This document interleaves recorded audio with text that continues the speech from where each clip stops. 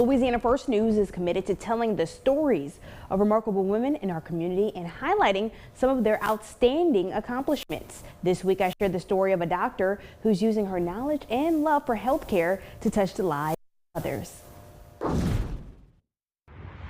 In the back of my mind, even since medical school, I always thought there's got to be a different way that I can practice medicine in a way where I'm not bitter, exhausted, and where I can still give my best to a patient. Paulette Grey took her love for health and opened a general family practice in Baton Rouge called My Doctor's House. It's invaluable to be able to have the freedom to mold your business the way you want and mold your profession the way you want. Gray's passion for helping others was inspired by her dad, a mortician who owns a funeral home. At 8 years old, he asked a question that would forever change the trajectory of her life. He asked me if I wanted to go with him to see him, as he called it, bag a body. Gray says from that day forward, she wanted to make a difference in the health of those still living. He let me watch him embalm it.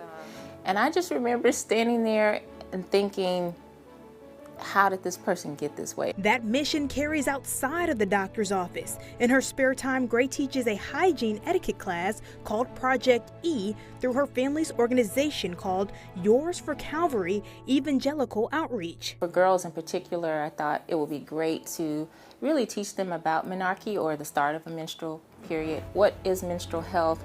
How do you handle a menstrual accident? How do you even for parents who were there, how do you start talking to your child about it? As a former athlete who ran track on a college scholarship, Gray's love for sports runs deep. Now she uses that passion to coach kids. I was able to travel with sports. I was able to attend the Junior Olympics. It's so underrated how much exercise and just physical activity, physical movement in general can benefit in mental health. The first step in treatment is to make a decision to live. Her commitment to impacting the lives of those around her doesn't end there. As someone who experienced homelessness growing up, Gray feels obligated to give back and bring awareness to the ongoing issues in the Capital Region. When I see someone at the extreme end of it, I can relate, at least in some way.